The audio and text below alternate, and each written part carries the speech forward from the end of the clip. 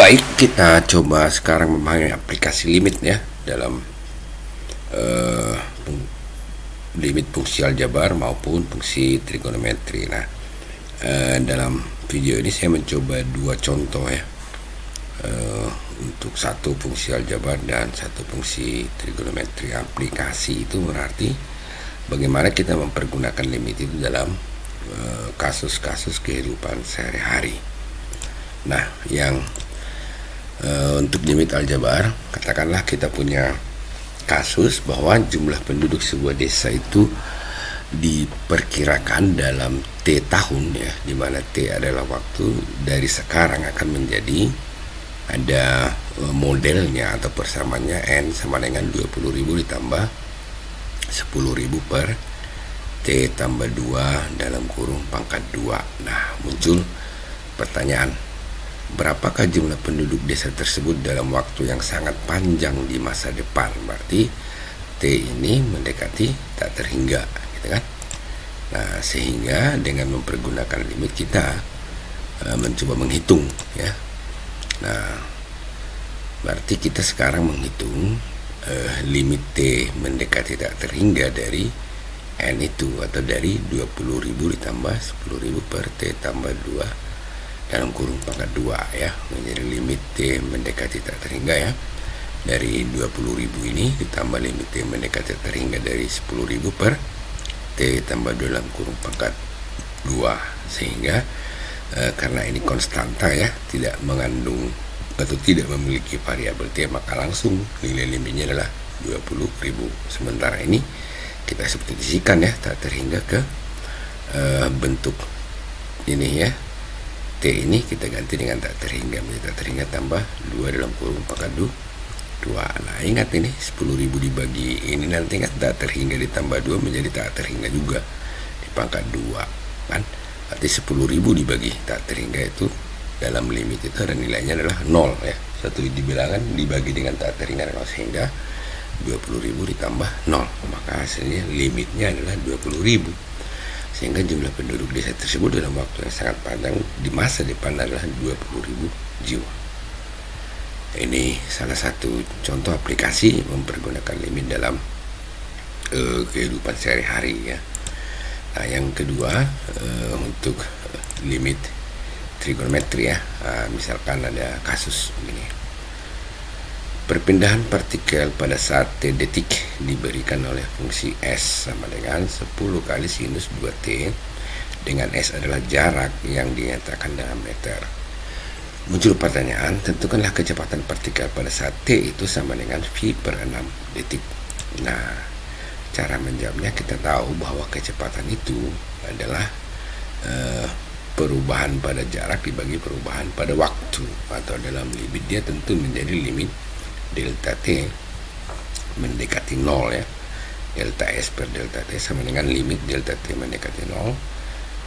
Ini menjadi rumus turunan ya, menjadi S kali T ditambah delta T dikurang ST ya. Ini ya fungsi S T tambah delta T dikurang ST per delta T.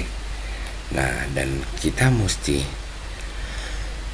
ingat lagi nanti identitas trigonometri untuk sinus A dikurang sinus B ya.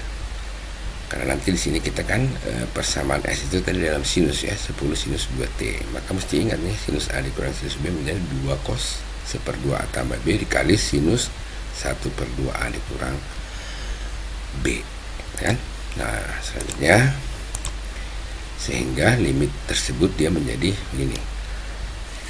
Kalau kita lihat kan, limit delta T mendekati 0 berarti 10 kali sinus 2 2T ditambah delta T ya, dikurang 10 sinus 2T.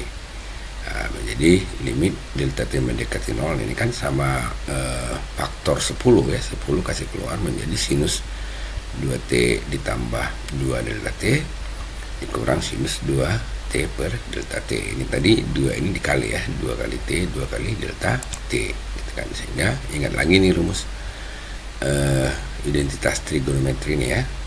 Sinus A kurang sinus B sama dengan 2 cos 1/2 A tambah B dikali sinus 1/2 A kurang B. Nah, di sini kita pergunakan rumus ini untuk merubah bentuk ini, sinus 2T tambah delta T kurang sinus 2T tadi, di mana 2T tambah 2 delta T itu adalah A nya ya, sementara 2T itu adalah B nya gitu kan. Nah, jadi dia 10 kali A ini menjadi 2 cos ya, 2 cos 1 per 2 kali A tambah B, berarti A nya ini kan berarti 2T tambah delta 2 delta T ini ditambah 2T yang ini dikali sinus 1 per 2. Nah, ini A nya tadi ini ya, 2T tambah 2 delta T dikurang 2T yang ini kan. Nah, kita lihat di sini nanti 2T dikurang 2T ini kan habis ini ya, habis ini. Oke, ini menjadi ya gini kan, 20 ya. 2 ini kita kali dengan 10 nih ya, menjadi 20 cos 1 per 2 4T. 4T ini dapat dari mana ini ya, 2T ditambah 2T ditambah 2 delta T dikali sinus 1 per 2 kali 2 delta T ya, karena nanti 2T dikurang 2T ini habis per delta T kan. Oke, nanti kan ini habis nih ya, 1 per 2 kali 2 gitu kan. Nah gitu kan. Nah, dia menjadi begini kan. Limit delta T mendekati 0 20 cos 2T ditambah delta T dikali sinus delta T per delta T. Ini dapat dari mana? Karena delta 1 per 2. Sini kan 1 per 2 kali 4T tadi menjadi 2T ya. 1 per 2 kali 2 delta T menjadi delta T. Dan 1 per 2 kali 2 delta T menjadi delta T. Nah, ini bentuknya. Ya, 20 dikali kosinus 2T ditambah delta T dikali sinus delta T per delta T. Nah, jadi kita pisahkan sekarang limitnya kan. Jadi karena dia per delta T, maka kita tulis di sini 20 adalah konstanta, kita tarik keluar dari limit menjadi 20 kali limit delta T mendekati 0 kosinus 2T ditambah delta T dikali ya, limit delta T mendekati 0 sinus delta T per delta T. Nah, lihat lagi nih, bentuk limit ini adalah limit bentuk trigonometri ya. Limit, ingat lagi, limit X mendekati 0 sinus X per X adalah 1, maka ini nilainya 1 ya. Nah, sementara ini nanti kita substitusikan nih, delta T mendekati 0 ini, delta T ini kita ganti dengan 0, dia menjadi ya 20 kosinus 2T ditambah 0 ya, ini dikali 1 hasil dari ini. Oke, sehingga kecepatan partikel pada saat T sama dengan V per 6 detik adalah ini ya, berarti 20 cos 2 ya kan, dikali V per 6 kali T tambah 0 kali 1 ya kan. Nah, sebenarnya langsungnya menjadi 20 cos V per 3 yaitu ini nanti habis ya, ini 2 dibagi 2 1, 6 dibagi 2 3. Nah, V per 3 itu adalah berapa, 60 derajat ya, berarti cos 60 derajat 1 per 2 berarti 20 kali 1 per 2. Oke, berarti kecepatan partikel pada saat T sama dengan V per 6 itu adalah 10 meter per detik. Nah gitu kan. Nah, itu merupakan aplikasi dari limit itu di dalam kehidupan sehari-hari ya, baik tadi ada model pertumbuhan penduduk dan ada kasus tentang kecepatan partikel gitu kan. Nah gitu. Nah di sini ada, saya sampaikan contoh soal ya, ada dua dengan 2 contoh yang tadi saya jelaskan tentunya bisa ya menyelesaikan kasus ini ya. Misalnya yang pertama ini kan, hubungan antara jumlah parasit dengan kerapatan inang atau jumlah inang persatuan luas itu dinyatakan dalam X pada periode tertentu, dinyatakan dengan ini kan, Y sama dengan 900X per 10 tambah 45X. Nah, muncul pertanyaan, tentukanlah jumlah parasit jika kerapatan inang terus meningkat tanpa batas, gitu kan. Berarti namanya terus meningkat tanpa batas itu berarti kerapatan inang itu dalam X ya, berarti X itu mendekati tak terhingga, tinggal dihitung limit tak terhingganya dari fungsi ini. Nah itu maksudnya ya, berapakah jumlah parasitnya nanti.